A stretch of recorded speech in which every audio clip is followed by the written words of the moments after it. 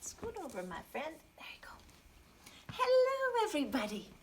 Welcome to the Cozy Corner with Miss Koshalla and Hugo. And I bribed him with some peanut butter. So we'll see how long he stays. I usually film during his nap time, but sometimes you just have to do what you have to do. Anyway, today, Frog and Toad friends. When I was little, I loved Frog and Toad, and I still do. And these are actually the same books that I had. Smells like my grandmother's basement. A little musty. Frog and Toad together. A list. One morning, Toad sat in bed.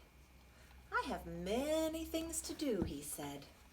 I will write them all down on a list so that I can remember them. Toad wrote on a piece of paper a list of things to do today. And then he wrote, "Wake up." "I have done that," said Toad, and he crossed out, "Wake up."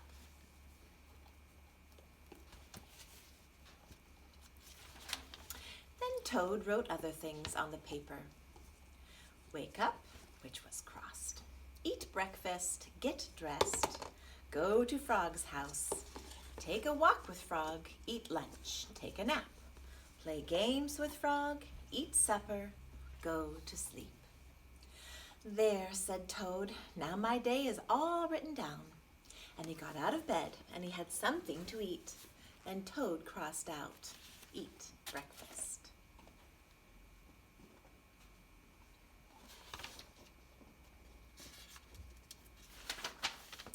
Toad took his clothes out of the closet and he put them on. And then he crossed out, get dressed. Toad put the list in his pocket. He opened the door and walked out into the morning. Soon Toad was at Frog's front door. He took out the list from his pocket and crossed out, go to Frog's house.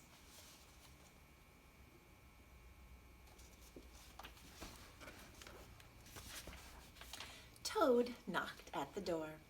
"Hello," said Frog. "Look at my list of things to do," said Toad. "Oh," said Frog. "That is very nice," Toad said. "My list tells me that we will go for a walk." "All right," said Frog. "I am ready."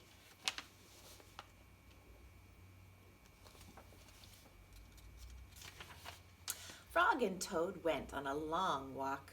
Then Toad took the list from his pocket again, and he crossed out, take walk with Frog. Just then there was a strong wind, and it blew the list out of Toad's hand, and the list blew high up into the air.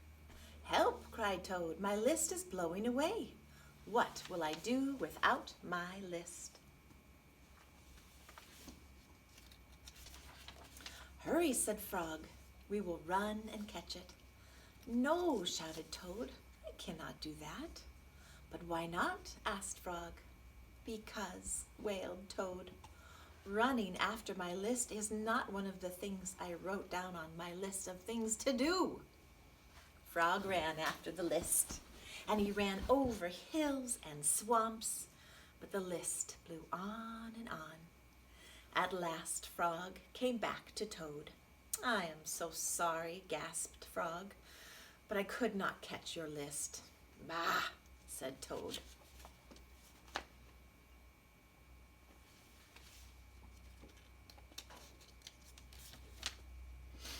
"I cannot remember any of the things that were on my list of things to do.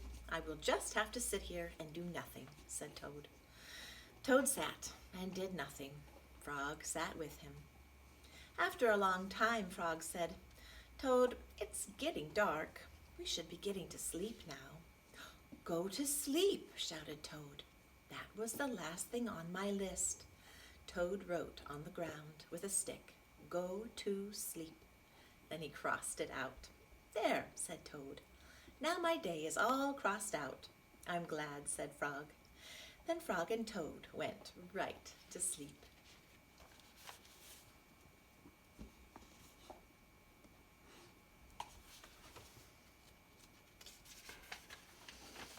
The garden. Frog was in his garden. Toad came walking by. "What a fine garden you have, Frog," he said. "Yes," said Frog, "it is very nice, but it's very hard work." "I wish I had a garden," said Toad. "Here are some flower seeds. Plant them in the ground," said Frog. "And soon you will have a garden." "How soon?" said Toad. "Quite soon," said Frog.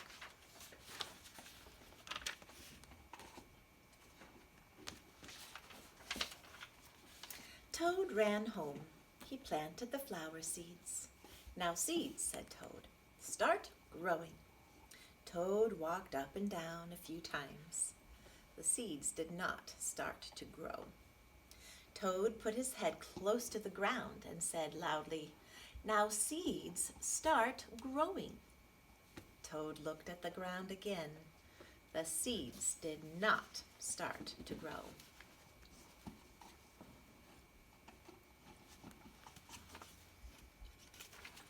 Toad put his head very close to the ground and shouted, "Now seeds, start growing."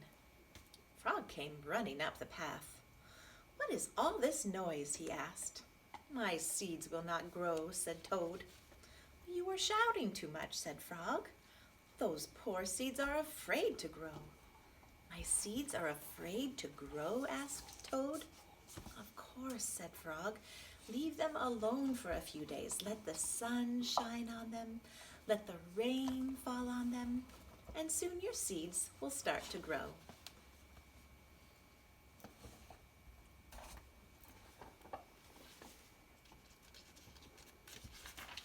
That night Toad looked out of his window.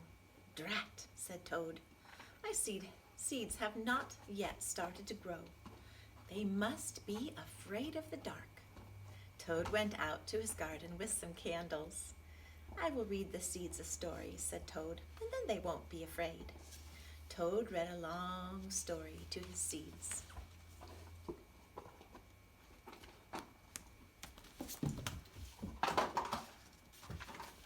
All the next day, Toad sang songs to his seeds.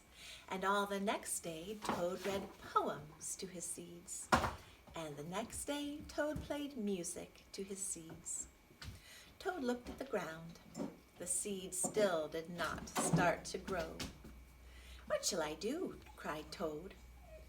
"These must be those frightened seeds in the world." "Hey, Hugo, come over here. Hugo, come over here." Then Toad felt very tired and he fell asleep.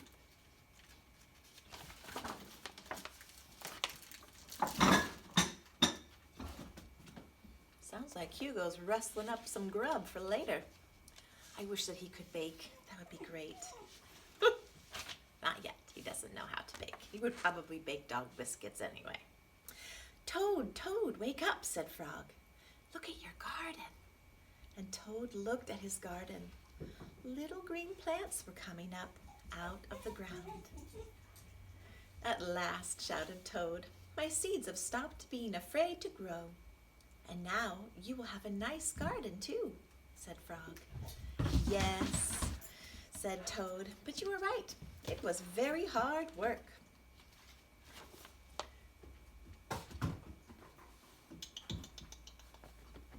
Over here you go. I think you'll like the story. Cookies. Toad baked some cookies. "These cookies smell very good," said Toad, and he ate one. "And they taste even better." Come over here, Hugo. Right here. Here. Have a seat. Toad ran to Frog's house. "Frog, Frog," cried Toad. "Taste these cookies I've made." Frog ate one of the cookies. "These are the best cookies I have ever eaten," said Frog. Frog and Toad ate many cookies, one after another.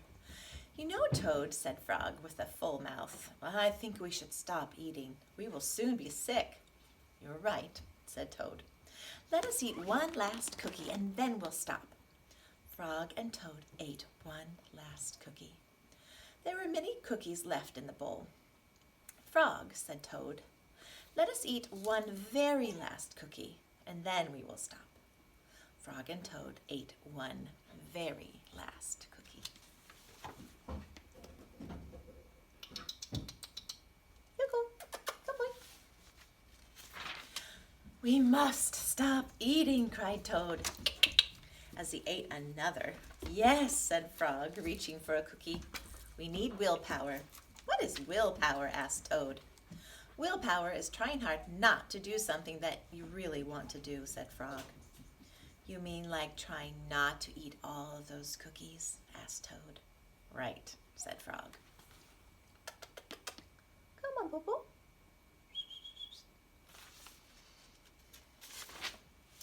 Frog put the cookies in a box. "There," he said. "Now we will not eat any more cookies." "But we can open the box," said Toad. "That is true," said Frog. Frog tied some string around the box. "There," he said. "Now we will not eat any more cookies." "But we can cut the string and open the box," said Toad. "That is true," said Frog.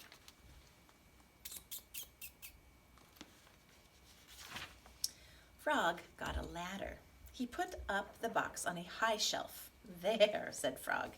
"Now we will not eat any more cookies." "But we can climb the ladder and take the box down from the shelf and cut the string and open the box," said the Toad. "That is true," said Frog. Frog climbed the ladder and took the box down from the shelf. He cut the string and he opened the box. What a fun pair.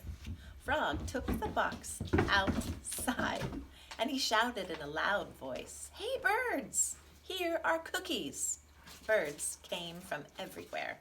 They picked up all the cookies in their beaks and they flew away. "Now we have no more cookies to eat," said Toad sadly. "Not even one." "Yes," said Frog, "but we have lots and lots of willpower." "You may keep it all, Frog," said Toad. "I am going home now to bake a cake."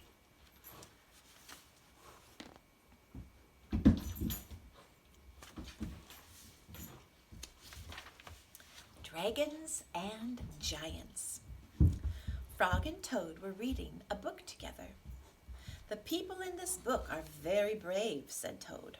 "They fight dragons and giants, and they are never afraid." "I wonder if we are brave," said Frog. Frog and Toad looked into a mirror. "We look brave," said Frog. "Yes, but are we?" said Toad. What's that?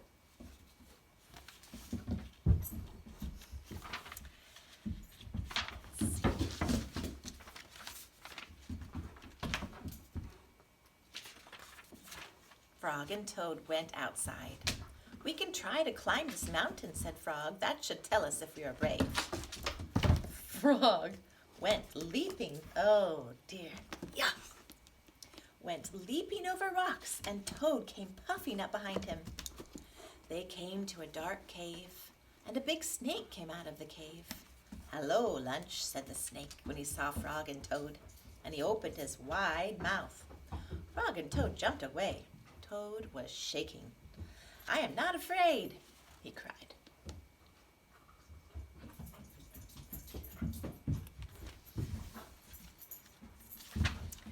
They climbed higher and higher, and they heard a loud noise.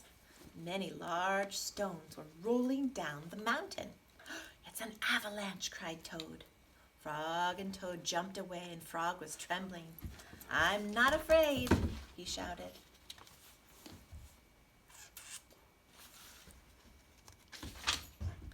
They came to the top of the mountain.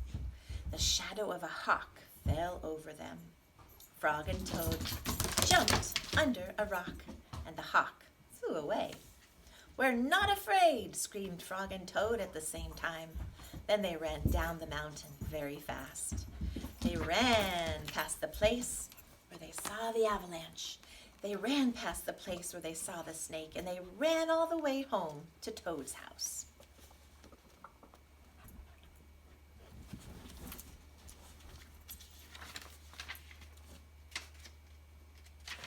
Frog. I'm glad to have a brave friend like you, said Toad. And he jumped into the bed and he pulled the covers over his head. And I'm happy to know a brave person like you, Toad, said Frog. He jumped into the closet and shut the door. And Toad stayed in the bed and Frog stayed in the closet. They stayed there a long, long time, just feeling very brave together.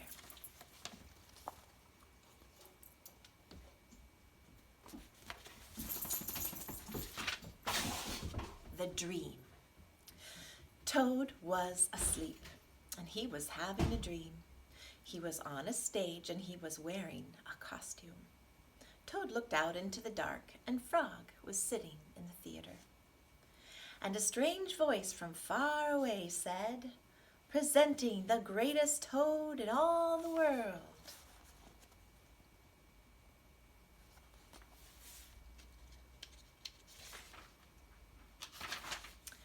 Toad took a deep bow. Frog looked smaller as he shouted, "Hooray for Toad!" "Toad will now play the piano very well," said the strange voice. Toad played the piano, and he did not miss a note. "Frog," cried Toad, "can you play the piano like this?" "No," said Frog, and it seemed to Toad that Frog looked even smaller.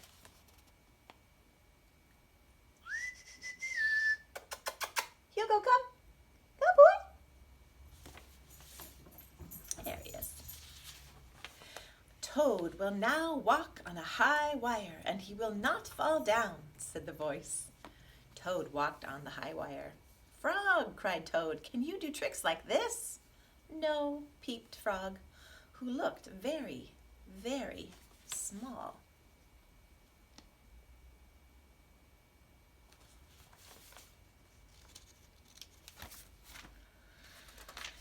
"Toad will now dance, and he will be wonderful," said the voice. "Frog, can you be as wonderful as this?" said Toad, as he danced all over the stage. There was no answer. Toad looked out into the theater. Frog was so small that he could not be seen or heard. "Frog," said Toad, "where are you?" There was still no answer. "Frog, what have I done?" cried Toad.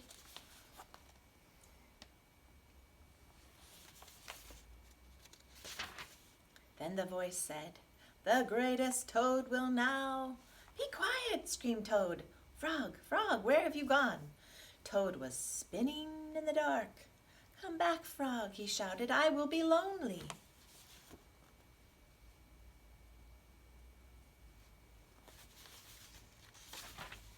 "I'm right here," said Frog. Frog was standing near Toad's bed. "Wake up, Toad," he said. "Frog, is that really you?" said Toad. "Of course it's me," said Frog. "And are you your own right size?" asked Toad. "Yes, I think so," said Frog. Toad looked out at the sunshine coming through the window.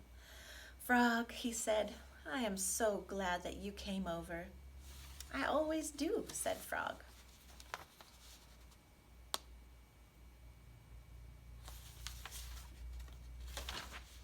Then Frog and Toad ate a big breakfast, and after that they spent a fine, long day together. Hugo. And that is the end of that story. And as you may have noticed, Hugo is running around the classroom, and now he has a ball of red yarn, and he's threaded that yarn all around the room. This is the time. I think he needs a nap, maybe a big long walk first. But I'm so glad that you could join us for a little time in the cozy corner. It was so nice to see all of you. And I think I'd better go before he leaves without me. Be kind, be loving, and be adventuresome. Bye-bye. I'll talk with you soon. Okay, Hugo, one moment. Bye-bye.